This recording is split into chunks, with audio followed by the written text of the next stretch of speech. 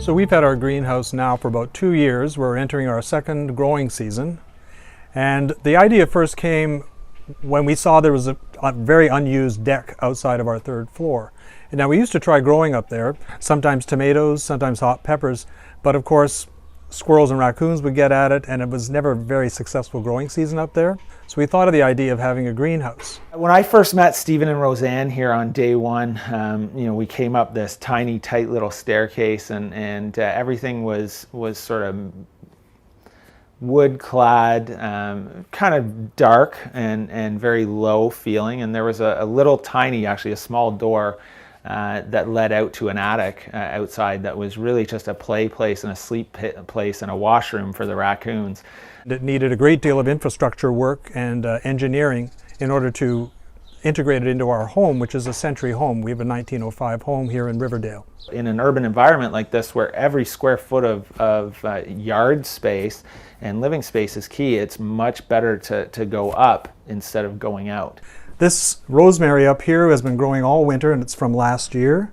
We've just planted this lettuce here that we're hoping to harvest soon and keep rejuvenating.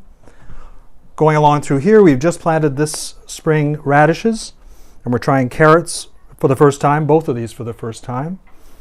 Swing over to here, also from last year, and it grew all winter, is this pepper plant. And it was giving us peppers all through the winter. It didn't realize that it's in a cold climate because it's so warm and humid here. I actually work for a company where sustainable development is at the forefront of our work in the mining industry.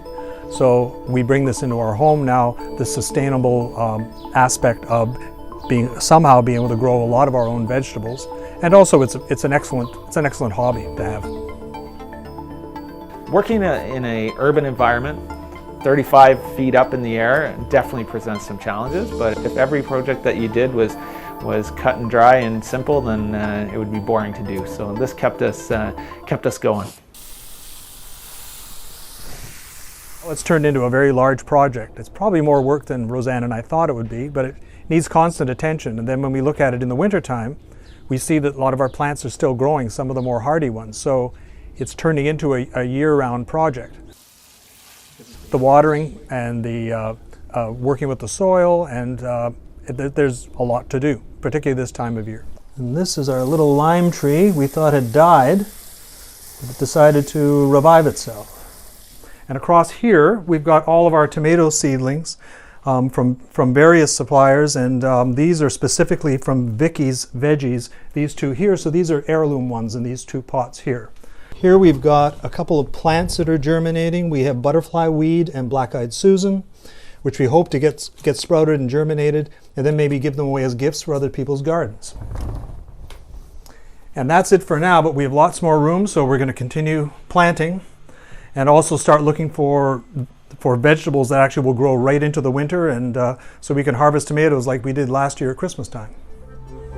In order to grow plants, you need sunlight, the right temperature, and water. And so rather than bringing a jug up from the sink every time and pouring water on the plants, we wanted to create a little bit more of an automated system. So they have an irrigation system in here that we brought water up from the bathroom below, and creating a simple system in order to sustain life, and not just sustain it, but allow it to thrive. And water was a critical element in that. So automatically these sprinklers will run and provide the lifeblood to the plants that they need.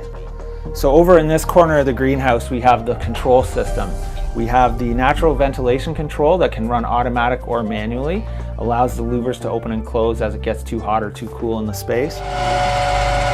We also have the irrigation control that ties in from the water lines we brought up from the basement and runs 360 degrees around the entire greenhouse. This area that I'm standing in right now is true living space that would be comfortable 365 days of the year.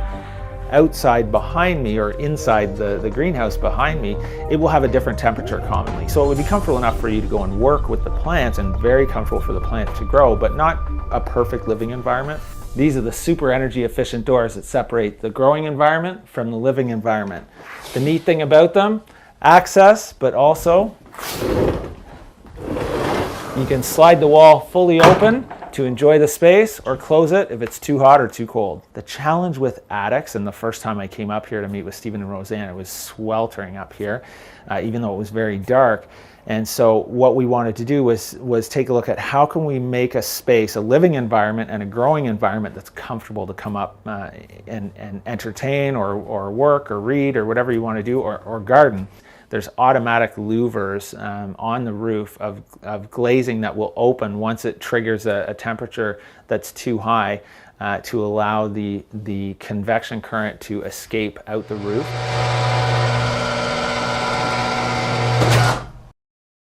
See, that space is a spectacular space. So now it's much more of a destination space for us in the house, where we hadn't really gone up to the third floor all that much, and now it really is a place where we go. I can really integrate that into the cooking because I do all the cooking in the house. We'll soon be harvesting lettuce, and eventually, of course, we'll have lots of tomatoes. So that'll all be part of our eating, because that's the kind of eating we usually do. A lot of vegetables. A project like this is important to Canadians, I would think, as a whole, because there is a large amount of fear around what you're getting at the grocery store and what you're putting on the table. And so the nice thing about this is it's that controlled environment that is controlled by you. People will often ask, do the vegetables we grow actually taste better than what you'd find in a grocery store? And I say yes, definitely, because for instance, a tomato tastes exactly like how it's supposed to taste, and so do the lettuce. They all taste very specific to the vegetables they have. That's why we're excited about growing things like radishes and carrots for the first time this year, and growing a lot more lettuce. And there's pride. I mean, when you create a salad from vegetables from your garden, or a pasta sauce or something like that, there's just a different level of pride, and you're more comfortable with it, because literally every hand that has touched that piece of food. It turned out even better than what we had planned. We've got a very professional growing space, and on top of that, it's actually a very beautiful room. Mind you, it gets very, very hot both winter and summertime, but for instance, at Christmas time, we have our whole family Christmas dinner in there. About 20 people actually can fit and have sit-down dinner in the green room space itself.